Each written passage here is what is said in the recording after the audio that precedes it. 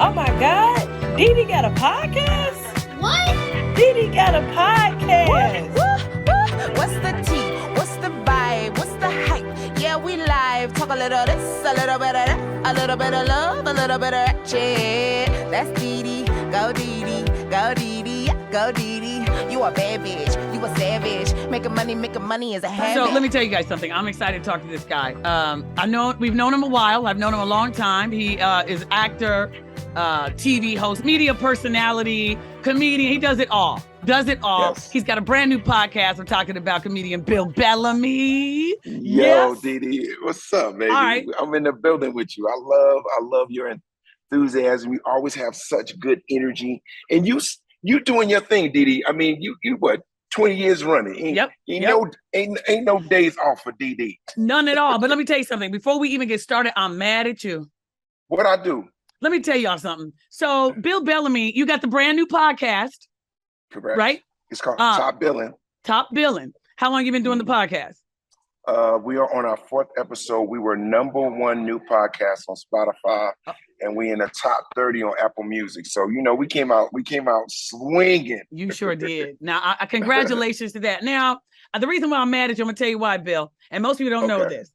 So I was approached a couple of years ago about doing another radio show, and they said, DeDe, we're gonna put you with somebody else, and we want to know, are you interested? You and Bill Bellamy, right? Oh, that would be crazy. Hold on. They said, DeDe, we want you to do a radio show, and you guys, and we're going to syndicate you all over the country, you and Bill Bellamy. And I said, okay. And then they came back, and guess what they said?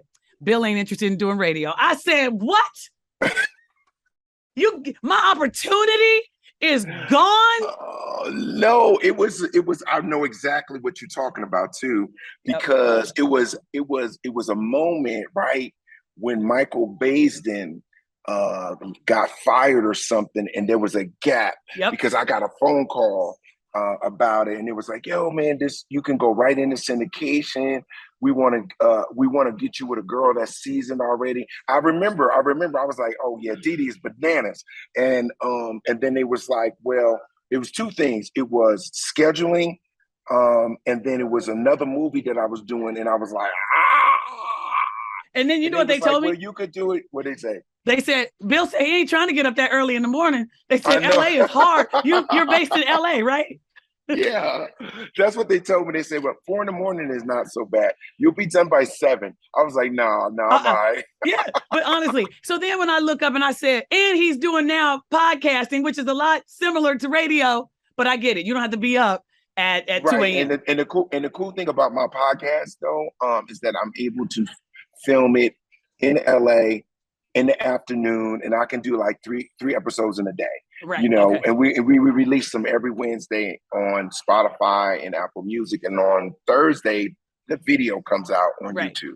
Okay. So it works out. So I get, what's interesting, it's almost like you said, I'm doing a radio show, but I'm getting to interview people that I feel are top billing artists, top billing innovators, top billing, creatives. So I just wanted to have a place where I could kick it with my friends. I know everybody, just like you do. So but like, I'm learning stuff with them that I didn't even know. Like, I had Too Short on, and I never knew the meaning of Blow the Whistle. He broke it down. Like, we just assumed it was just a strip club song. We didn't understand that Blow the Whistle was, the meaning of Blow the Whistle is, you blow the whistle, like in football, on anything that you ain't supposed to be doing. You blow the whistle. You blow the whistle. I didn't know. Let me tell you how dumb and crazy I am. I'm thinking, they blew the whistle from back in the day because the day was over. They were finished working. I'm like, right. Everybody was thinking like it was something totally different. He said, I wanted to use a metaphor about football. Like, when you get a foul, they blow the whistle. When in football, you go out of bounds, they blow the whistle. So he was saying all the things you do that you ain't supposed to do, you blow the whistle. Wow. I was like, yo. Honestly, Bill, here's the other piece of it. Let me just be honest. Then there was another part of me that thought, how we do as Black folks, we go to the club, we'll go in there with a candy pacifier in our mouth almost, right? Back in the day, you do some ignorant. I think it was, you used to see people back in the day come in the club with a whistle around their neck just because,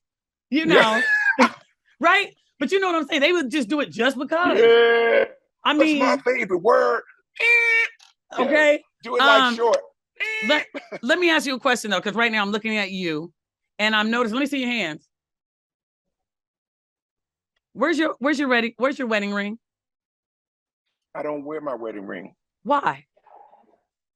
Well, every time I try to wear it, my hands swell up. And so the thing about it is I had to get mine literally cut because my hands, I could not get it off my hand. Okay. And so I literally have to get mine refitted. And I just have not had a chance to do that, but I will. Well, does your wife, does she ever say that to you? Does she ever say to you, where's your ring? Does she ever ask you? Oh, no. I ain't going nowhere. No, but let me tell you why. So my husband, he plays golf all the time, right? So he was showing up without a ring on. Shoot, you know what I did? I went and found one of them rubber ones. You know them rubber rings everybody be wearing? Oh, you got your rubber one. I said, here you go. Yeah, because like also too, when you work out like I do, you got to take it off because you scratch it and I knocked the diamonds out of it. I was like, oh my God, this is getting bad. So yeah, you're right. I'm on it. I got all right. You. I just want to make sure. Now you've been married for a long time, and being in this business, in entertainment, you're a handsome man. You look good, keep the body together. You're on stage. Yes, you know, come on, think about it. I know them chicks be coming at you, and you've stayed married through this. What's the secret? Well, you know, it's funny. Like I have so many female, fans that just go, Bill, like they treat me like they cute boyfriend from high school. You know, they go, Bill. Oh my God, me and Bill, we used to go together in 11th grade. He broke up with me, and then I'm still in love with him. Like they treat me like they're still in love with me. Yeah. You know what? You're right. You are like the guy. Well, for me, you're like a cousin, right? But you're right. You're the guy. Everybody go, girl, he's so silly, and he was always like, but he fine, girl. Yeah. But now, but the funny thing about it, right, is now that I've been doing it so long, the names of the women that like me are different. Like they're Bernadette. Velma, Doris, you know what I'm saying? Yeah. The other day, this lady told me, her name was Geraldine. I said, you know what? When your fans start getting them auntie names, you're doing too much. Like I want the younger names, like give me a young name. Like let's just say Crystal. Yeah, Crystal. Like Crystal is a name that's kind of young, right? Yeah. What about Tiffany? Yeah. But when you got Brenda. Brenda sound like she got on a robe. Brenda sound like she always chilly. I was gonna come to your show, but they got that AC on in there. Don't they? Yeah, they do. It's always about that AC, ain't it? Shout out to Miss Brenda. Look, Miss Brenda is listening. But let me ask you this though, because you make me think about something. And my brother is tripping that she's now turned into that auntie. But you still ain't, you're not an uncle. You're our cousin, Bill. And I'm gonna tell you what, Vivica Fox. Vivica Fox, right? Vivica Fox has turned into the auntie. How come it's that women can turn into the auntie, but you still our cousin? You're not uncle. It depends on how you feel. Like, I have a young swag to me. You know what I'm saying? It's like, my energy is a certain way. You know what I mean? And so I think people treat me like their cousin, not like some people call me OG sometimes. Be like, yo, you're OG because I seen you and how to be a player and you've been around for a long time. So that's wonderful. But at the same time, I think it's just your feel. Like Vivica feel like your fly auntie that know how to cook. Then you come by her house, she always got collard greens and she always got cornbread, that kind of auntie. Yeah, it trips me out though. And I told people, I said, I don't want you to call me auntie. Now, the only time I want you to call me auntie, I told them, put rich in front of it then. You know how they be like, rich auntie vibes? Rich auntie, yeah. Rich auntie DeDe. You don't just get to call me auntie. You better call me the rich one. Yeah, that's how I feel about this. So now let me ask you a question too about, being in this business and doing what you've done. Is there anything on your bucket list, Bill Bellamy? Anything on your bucket list? Yeah, I got a couple things. I want to win an Oscar. I want to win an Emmy. I want to, it's two people that I want to play. Okay. One of the people that I think I could kill is Donnie. I would love to play Donnie Hathaway. Wow. Yeah. Because I think Donna Hathaway was one of those sort of like characters uh, in music that was underrated but so talented, and he was going through so much stuff back then. He was going through schizophrenia, and no one knew what that was back then. And his music is so sexy and so soulful. Wow, Donny Hathaway, Right? that's a good one. Okay. And then the other one that I would love to play would be Marvin Gaye. I think Marvin Gaye was so cool. Like there was something like I always wanted to know more about Marvin Gaye. His life ended too soon, and I just thought like people would want to know about Marvin Gaye because he was so prolific. He was an outstanding songwriter, but he was also very troubled too as a star. He had a very difficult relationship with his dad. Oh, of course. You know, yeah. So it was tumultuous. So I think it would make for a great movie. You know, I read a story about him. I don't know if you ever heard this, but I'm gonna keep it real 100. You know, this is the podcast too. This is for the podcast and the show. But there was a rumor, remember, about Beyonce not having this baby, right? You remember that where they thought the first child that it was okay. Do you know there was a rumor going around? My mother told me they had said that about Marvin Gaye. Did you know that? That back in the day, what did they say? They said that Marvin Gaye was seen when he was at Motown as this sex symbol. This is what my mother said. Now, I don't know how true, but she said he was seen as a sex symbol and he couldn't get his wife pregnant. So they faked her pregnancy, supposedly. Yeah. That's to me, that's a good story for him. Is just to, you know what you're talking about. That'd be some of the other stuff that we don't know about. The songwriting that's what I'm saying. His life was really crazy. Like people don't know enough about Marvin, and he would come in and sing these songs and blow us away and then go back to this dark side of him. I just think he would make for an interesting movie. But let me ask you this, because would you say that aren't there a lot of people in the entertainment industry like that? Because you guys are such creatives, right? Like there's a fine line, right, between genius and insanity. So I mean, Kanye West is a perfect example of being so talented, but he's dealing with so many different levels of genius and then, you know, personal issues at the same time. I mean, I think there's a lot of us like that, like where we have two different gears. You got a gear of gift where you can perform and you can do outstanding things, and then maybe there's another gear that you have difficulty with. You know, we're not always evenly balanced. You know what I mean? I agree with that. I've said that about Kanye. I said we are witnessing. He is like our modern day. Who was the artist? And I'm not gonna say he cut off his ear, but you know what I'm talking about. I know you're talking about. I can't think of his name right now. But anyway, the dreads, but I'm just saying that he is he's one of those talented, and you see the talent and the twisted sometimes, and it becomes that fine line between that insanity. So you said you wanted to play Marvin Gaye. Who's playing it? Viola Davis? Who's gonna play him this time? Because you know they give it to Viola or goddamn Meryl Streep. They get every role in Hollywood and can do anybody. Listen, Viola Davis ain't playing Marvin Gaye.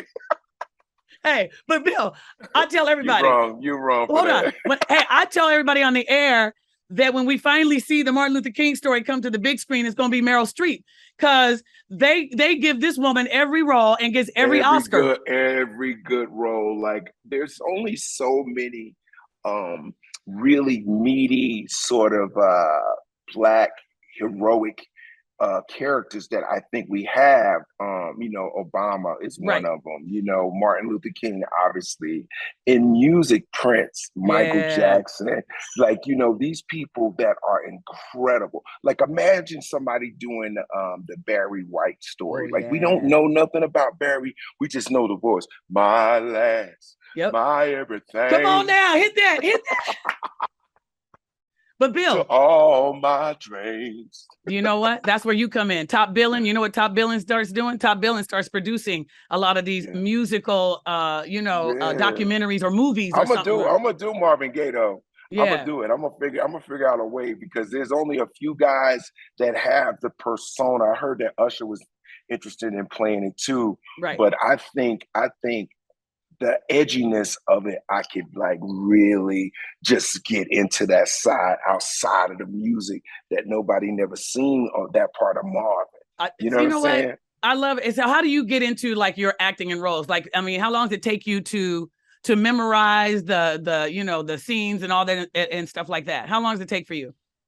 Not very long. I think the part that takes the most is the research on the character and the authenticity of who this person is. Like, when I did Self-Made with Octavia Spencer, I played this guy called Sweetness, right? Mm-hmm. Sweetness was like a street hustler from St. Louis that was on the other side of the tracks that wanted to clean his money up, right?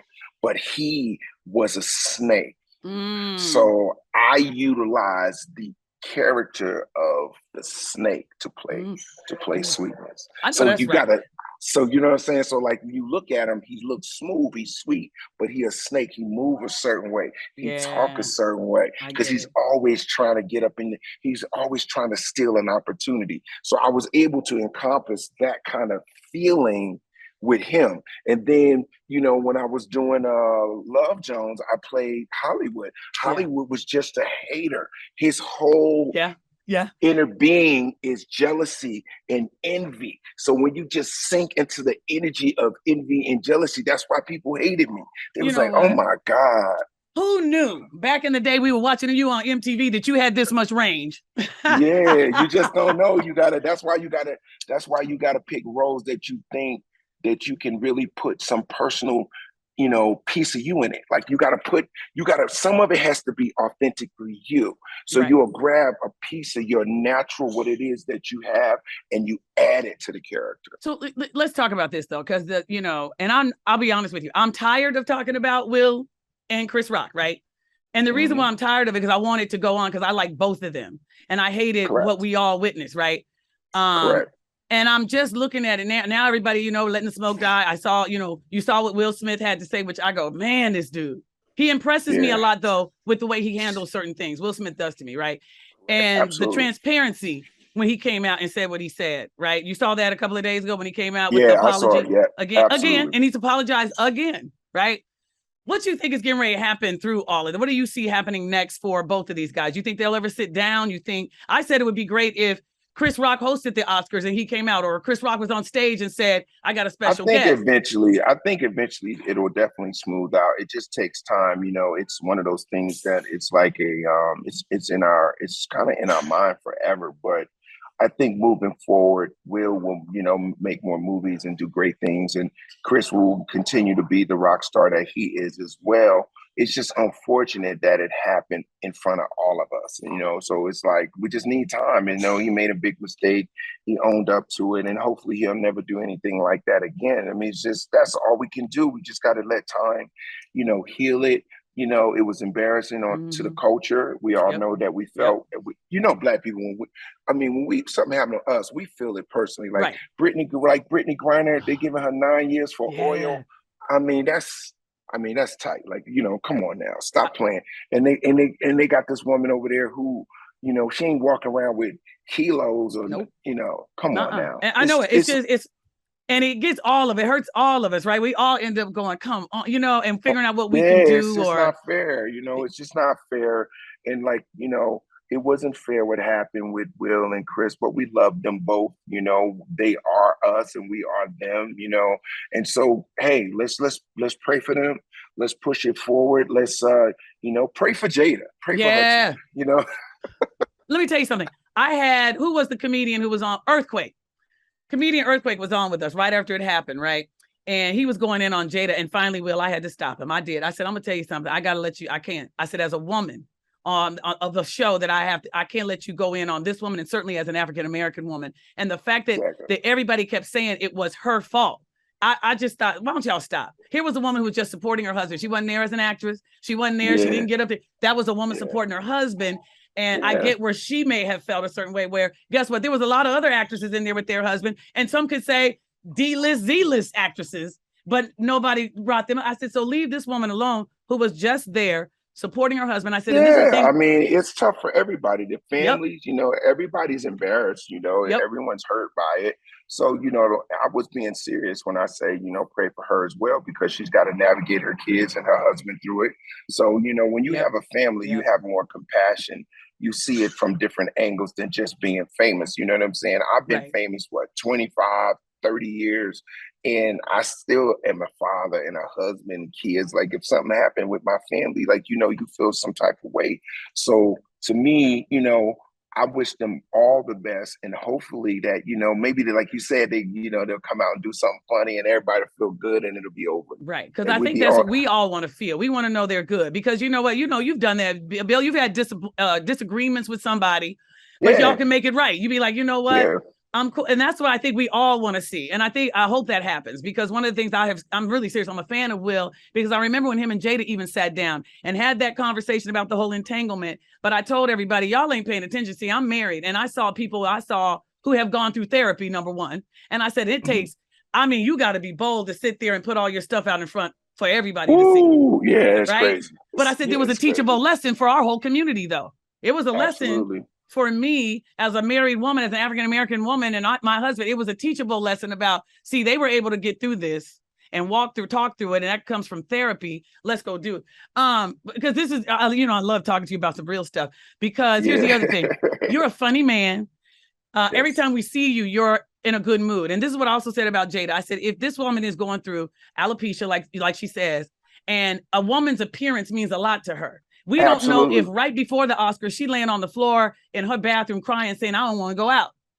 Absolutely. But you have to put on a smiling face. What about you? Have you ever been in a situation where you weren't feeling good, well, or going through something, and a fan came up and you reacted in a horrible way, maybe, or later on you thought, I was wrong? Anything ever happened like that? No, not like to that degree. I lost my dad, and my mom and my brother, and had to perform. That was crazy. I had a sold out show, and my dad had just passed away, and I still had to find the gear to be able to perform, right? And then and do what I had on the books long before that. And it was very difficult, you know what I'm saying? And it's just like, that's the human side of the game. You're going to have wins, you're going to have losses. People always think that, because you always smile and you bring such good energy, that you don't go through nothing. I go through stuff too, you know what I'm saying? And still dealing with it. So it's just like, it's just two different gears, I think. I think that, a lot of us are entertainers. We're paid to entertain. My job is to bring happiness to people. I feel like that's my gift, so I embrace my gift to be a light, to bring people out of the darkness with it, whether it's laughter, whether it's a kind gesture, whether it's a hug, what up, dog, whatever. Like, I want to put that energy in the world, and it's been very good for my career. That's just from the heart. That has nothing to do with money. That has nothing to do with fame. It's just who I am, So let's talk, because you brought up something, and I'm going to tread lightly, because I'm not trying to open any wounds, but I want you to know, because you are a public figure, and what was out. And I think a couple of weeks ago, we saw something about with your father passing, and I think, was it your sister or someone scheduled a funeral while you couldn't be there? Have you guys made amends, or what's going on with that? Tell me. No, I never wanted that to be public knowledge. That stuff, it happens probably in a lot of Black families, and just because you're famous, it comes out. I never really wanted it to be anybody's business. You know what I'm saying? But obviously, when you're famous and you do, somebody leaks a story and then it just gets out there. No, it was very, very tough time, very painful situation for me. I'm still trying to work through it, but hey, I learned something from it. I learned that people grieve differently and people move differently when they're in pain, and it doesn't always make sense to you, and it probably never will. You know what I'm saying? I'm not going to say anything negative about my sister or anybody. It's just grief is tough. I don't care. It's just grief. Like, grief is hard. People don't understand that. Like, until you walk it, you don't know what you're going to do. You don't know how you're going to feel.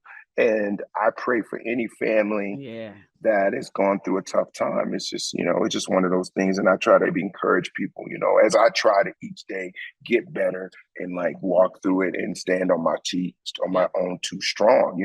Losing your father and your mom and your brother is crazy. Damn, you're right. Yeah, it's crazy. Let me tell you, it's for what we do on the radio every day, we're up.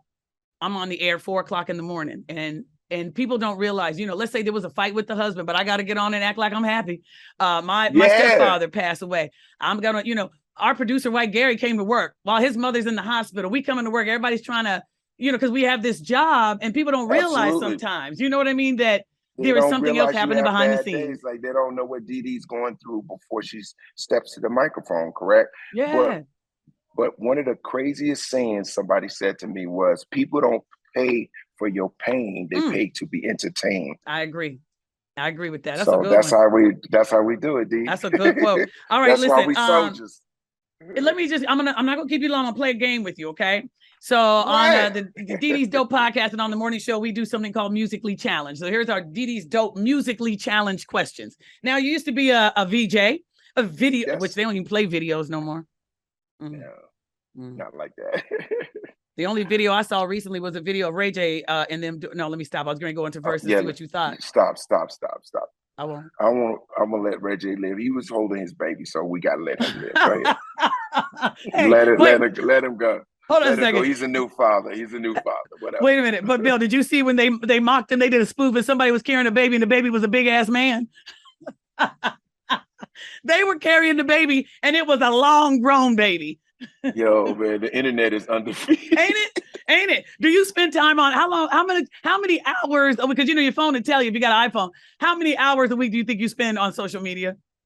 I think probably 2 to 3 hours in a week because of how much I post. I have so many different things to post and creating content. So I would say about 2 to 3 hours in a week. Boy, hey, but that's a job. Yeah, ain't it? That was crazy. Yeah, they're crazy. But you're right. The internet is undefeated. I love all the stuff the internet does. Okay, so listen, we can ready to play DeDe's Dope Musically Challenged game. All right, I'm gonna ask you some questions. For instance, you remember Salt and Pepper song "Shoot"? Yeah, shoot, doobie doo. All right. Go. In "Shoot," what was Pepper's weakness? Ding ding ding ding. She what was her weakness? Doobie doo, shoot. I can't think of it right now. I know. What was it? Men. Was it men? Men. That's my weakness. Remember, she was like, yeah. I was trying to catch the verse in my head.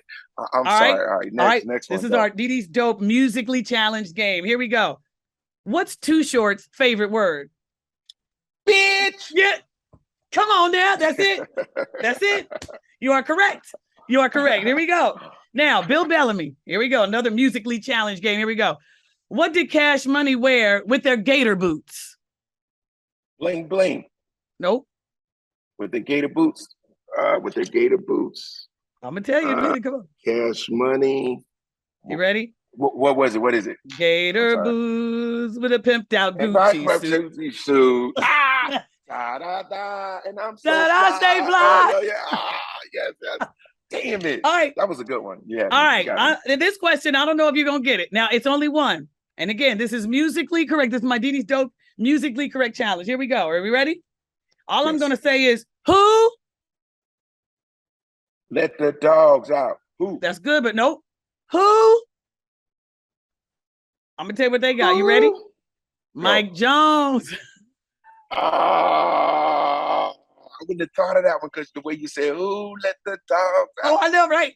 Okay, but, okay. All right, that was a good one. I'm done. I just wanted to play Musically Challenge with you. Have some fun. Real quick, let's talk again about some of the things you got. You got the podcast. You said it drops every Wednesday. Real quick. So every Wednesday, Top Billing hits Spotify and it hits Apple Music. Every Thursday, we drop a new episode on YouTube. Please support Top Billing. Also have a new book coming out April 2023 called Top Billing as well. Ooh. The life, the stories, the triumph. That's the title of my new memoir. And then I have a new movie coming out called Back to the Strip with Chris Spencer directed it, but it's Kevin Hart, Tiffany Haddish, J.B.